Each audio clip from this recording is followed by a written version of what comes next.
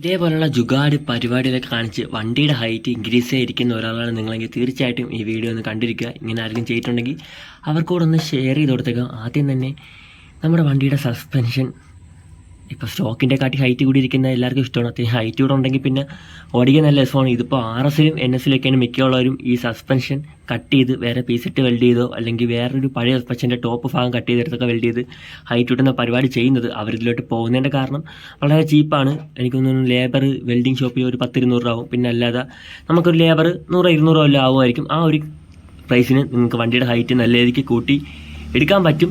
ഇത് ഹൈറ്റ് കൂട്ടിയ വണ്ടി ഞാൻ ഓടിച്ചിട്ടൊക്കെ ഉണ്ട്. ഓടിച്ച് നോക്കാനും കാര്യങ്ങളൊക്കെ സെറ്റാണ്. എനിക്കത്രയും ഹൈറ്റ് ഉണ്ട്. അതുകൊണ്ട് എനിക്ക് വേറെ വണ്ടി വളയ്ക്കാനും തിരിക്കാനും വേറെ പ്രശ്നമൊന്നും എനിക്കുണ്ടാവില്ല. ഇതേപോലെ ചെയ്ത് ഹൈറ്റ് കൂട്ടാൻ വേണ്ടി ഞാനും ഷോപ്പിൻ്റെ ഫ്രണ്ട് വരെയും പോയതാണ്. പിന്നെ ചില കാര്യങ്ങളൊക്കെ കൊണ്ട് ഞാൻ ആലോചിച്ചിട്ട് ഞാൻ പിന്നെ അത് പ്ലാൻ ഉപയോഗിച്ച് തിരിച്ച് വരികയാണ് ചെയ്തത്. ആദ്യം തന്നെ നോക്കുകയാണെങ്കിൽ ഇതൊക്കെ ജസ്റ്റ് ചിലവർക്ക് സെറ്റാവും, ചിലവർക്ക് സെറ്റാവില്ല. അങ്ങനെ പറയുന്നൊരു പരിപാടിയാണ്. ഇപ്പോൾ ഒരു 10 പേര് ചെയ്ത് കഴിഞ്ഞാൽ ചിലപ്പോൾ 8 പേർക്ക് പ്രത്യേകിച്ച് പ്രശ്നങ്ങളൊന്നും ഉണ്ടാവാതെ പോയിരിക്കും. 2 പേർക്കെങ്കിലും പണി കിട്ടും.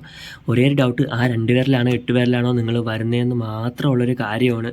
അപ്പോൾ ആദ്യം തന്നെ ഈ സാധനം വെൽഡ് ചെയ്യുന്ന സമയത്ത് കറക്റ്റ് ലെവലിനൊക്കെ വെച്ച് വെൽഡ് ചെയ്തില്ലെങ്കിൽ നിങ്ങൾ ടയറൊക്കെ വെട്ടിത്തയും. അങ്ങനെ പല സ്റ്റെബിലിറ്റി ഇഷ്യൂസും അങ്ങനെയുള്ള കാര്യങ്ങളൊക്കെ നിങ്ങൾക്ക് ഉറപ്പായും ഉണ്ടാവും. അതൊക്കെ കറക്റ്റ് എക്സ്പീരിയൻസ്ഡ് ആയിട്ടുള്ള ഒരാളെ കൊടുത്ത് കഴിഞ്ഞാൽ നിങ്ങൾക്ക് വെൽഡ് ചെയ്തെടുക്കാൻ പറ്റുന്നേ ഉള്ളൂ.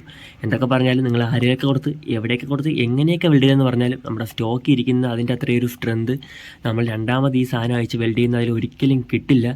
പിന്നെ ഇത് ചിലവരൊക്കെ പറയായിരിക്കും അവർ 1 വർഷമായി 2 വർഷമായി ചെയ്തിട്ട് അവർക്ക് ഒരു പ്രശ്നമൊന്നും ഇല്ലെന്നൊക്കെ. അപ്പോൾ ഇത് ഞാൻ ഈ പറയുന്നവരൊക്കെ ആണെങ്കിൽ ഞാൻ നേരത്തെ പറഞ്ഞ ആ സെറ്റായ ടീമിലുള്ള ആൾക്കാരായിരിക്കും ഈ കാര്യങ്ങളൊക്കെ പറയുന്നത്. അതിന് എത്ര വർഷം യൂസ് ചെയ്ത് ഒരു കുഴപ്പമില്ലെന്നൊക്കെ പറഞ്ഞാലും ഇതിനൊന്നും ഒരു ഗ്യാരണ്ടി ഇല്ല. ഇപ്പോൾ 4-5 വർഷമായാലും സാധനം എപ്പോൾ വേണോ ബ്രേക്ക് ആവാം, ഒരു ഗ്യാരണ്ടി ഇല്ല. ഒടിഞ്ഞു കഴിഞ്ഞാൽ പറയണല്ലോ ആൾ പഠിക്കാവും. സെറ്റായാലും സെറ്റായില്ലെങ്കിലും ഇത് പണിയാണ്. ഇത്രയും റിസ്ക് എടുക്കേണ്ട ആവശ്യമുണ്ടോ എന്ന് നിങ്ങളിലൊന്ന് ആലോചിച്ച് നോക്കണം. പരിപാടി ചെയ്തിട്ട് സെറ്റ് ആവാത്തവന്മാരൊക്കെ ഉണ്ടെങ്കിൽ സസ്പെൻഷനൊക്കെ ഓടിച്ചുകൊണ്ട് പോകുമ്പോൾ ഒടിഞ്ഞറിയാലോ. അപ്പോൾ വീഡിയോ ഇടാനും ഇതിനെപ്പറ്റി പറയാനും അവന്മാരൊന്നും ജീവനോടെ പോലും ഉണ്ടാവണമെന്നില്ല. പിന്നെ അത് വെൽഡ് ചെയ്യാൻ നേരത്ത് ആ ടോപ്പിൽ ആ 2 സൈഡിലും ബുഷ് കാണും. അപ്പോൾ അതൊക്കെ ഹീറ്റായി മെൽറ്റായി പോകും. അതൊക്കെ വെള്ളമൊക്കെ ഒഴിച്ചാണ് വെൽഡ് ചെയ്യുക. അഥവാ ചെയ്യുന്നെങ്കിൽ തന്നെ പക്ഷേ എങ്കിലും റിസ്ക് വളരെ കൂടുതലാണ്. അത്രയും റിസ്ക് എടുത്ത് ഇങ്ങനെ സസ്പെൻഷൻ്റെ ഹൈറ്റ് കൂടണ വേണ്ടി നിങ്ങൾ തന്നെ ഒന്ന് ആലോചിച്ച് നോക്കുക. അല്ലെങ്കിൽ തന്നെ വണ്ടി ഓടിച്ചുകൊണ്ട് പോകുമ്പോൾ വീണ് റോട്ടിലൊക്കെ ഉരഞ്ഞു പോയി തൊലിഞ്ഞുമാരി വരുന്നൊരു ഫീൽ ആലോചിച്ചാൽ തന്നെ ഇങ്ങനെയൊന്നും ചെയ്യാൻ നമുക്ക് തോന്നില്ല.